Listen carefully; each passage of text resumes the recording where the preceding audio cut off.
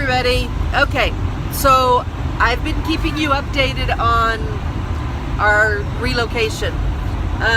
We're inside the U-Haul now, and we are on our way to Florida.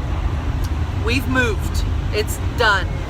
So I wanted to let you know how the, sorry, it's going to be bumpy. I hope you don't get car sick. I wanted to let you know how the moving went. Okay, so United came and they picked up everything, and that went very well. No problems whatsoever. You know, minor things, but nothing, no big deal.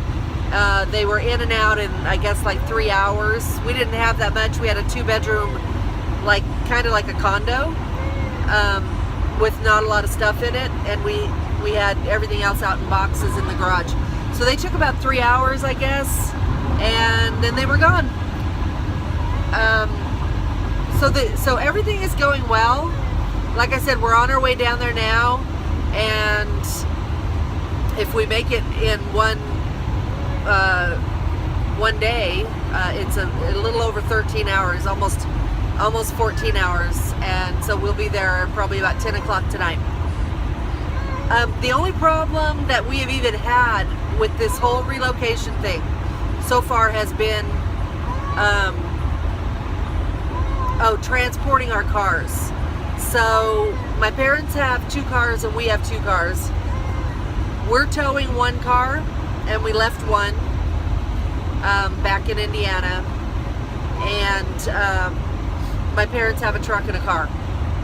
All right, so we got auto transport for our 2 extra cars, my parents and ours. It's been a mess. So we went with Suncoast Auto, and what? My husband's giving me looks. What? Yeah, because I want them to know that they're not good. He's like, why are you telling them the names of the plates? Because they're not good. And actually, they're not. I don't know. I'm going to tell you what happened. You be the judge. I'll be very honest. Okay. So we contracted with Suncoast to take our 2 cars down. We gave them dates. Pick up the 27th, delivery no earlier than the 29th in Florida. And we were less than a week out, and I called the guy and I said, and his name's John, and I called and I asked him how, sorry, oh my goodness. I asked him how long before we would have a driver assigned to, I'm sorry, you also hear my cat, by the way. I don't know what you can hear, but if you hear him meowing, that's my cat. He's not happy. Anyway, I asked him how long it would be before we were assigned a driver, and he said that he didn't know, that because we didn't want a driver until the 27th, we might not hear until closer to the 27th. And then he basically convinced me that the best thing to do if we wanted to secure a driver earlier is to open up, be more flexible on our dates, and open up our time frame from like the 23rd to, you know, the 29th. So after talking to everybody, I did that. And you know, he knew that we needed the 27th. We weren't leaving until the 27th or the 28th. He knew that. And he also knew that we only opened it up to the 23rd, hoping we'd find somebody at the earliest, maybe the 25th. Sorry, husband needs to see out the mirrors. Anyway, so in less than 24 hours, he called back and he had a driver who wanted to pick up our car in 2 days, on the 23rd. The 23rd! And he wanted to drop it off on the 25th in Florida, which we weren't even leaving Indiana until the 27th earliest.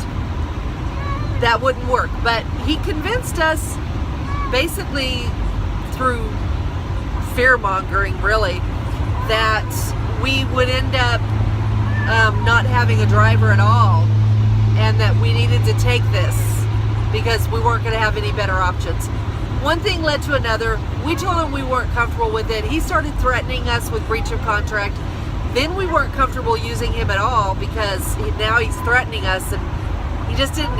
We weren't comfortable anymore. And since he couldn't meet our terms, we said we were going to go somewhere else. He said he was still going to charge us a deposit. He got really kind of pushy and bullyish. I told him he has to do what he has to do, and I'll just leave a review and I'll dispute the charges. Well, so then he kind of backed off and he was a bit nicer. But now we don't feel comfortable using him because, you know, that wasn't very professional. So we went with another company, National, excuse me. They have been great. They've been very professional, very efficient and everything, but they got us a driver, but the driver was going to pick up early, which wasn't a big deal, but he was going to drop off early, and we could not find anybody to take delivery of the cars. And the thing is, they were going to drop them off this morning, and we had somebody who could pick them up if they could just say, yeah, we could drop them off by, say, 10 a.m. But they couldn't do that, so we couldn't use them. So now they're trying to find us a new driver, and we have left Indiana. So my parents have stayed back with the cars. Now my parents are in a hotel, and they have to pay for a hotel every night until the company finds a driver to come take our cars. So that's where we're at. So that is the only glitch we've had with the trip, I think. Do you think? Is that the only thing? That's the only thing. Otherwise, it's been very smooth. You know, of course, we do have the cat situation, which you can hear him, and I made another video about that. And I will make another video later today to kind of update you on the drive. So that's all I wanted to say. I just wanted to let you know what's going on with the cars. I will give you a review on the whole thing once it's over, as far as the company goes. Yeah. Oh, and after the fact, after we already had got all our stuff moved and contracted with another company, we found out that United would have transported our cars. So we're going to definitely suggest that when they come and talk to people about moving into another state, that they ask them if they need auto transport, because if we had known that, we probably would have done that. And it would have been a lot less of a headache. So for future reference for you, future reference for you, United does auto transport. So if you use them to move your house, your contents, you could also ask them about auto transport. That'd be much more convenient. One other thing, really quick. We put in a change of address through USPS.com, and after we did it, I found out that our unit number was wrong. And so just in case you don't know, just a FYI, after you've put in your change of address, you can go back in and you can edit information. So I was able to go back in and I was able to edit the unit and fix that. So I was like scared for a minute. How was I going to be able to fix this? Very easy, able to do it all online, all taken care of, got a confirmation. USPS's website is very user friendly. So FYI. All right, I'm gonna go. Have a great day. I'll talk to you later. I'll give you more relocation info as I get it. Bye.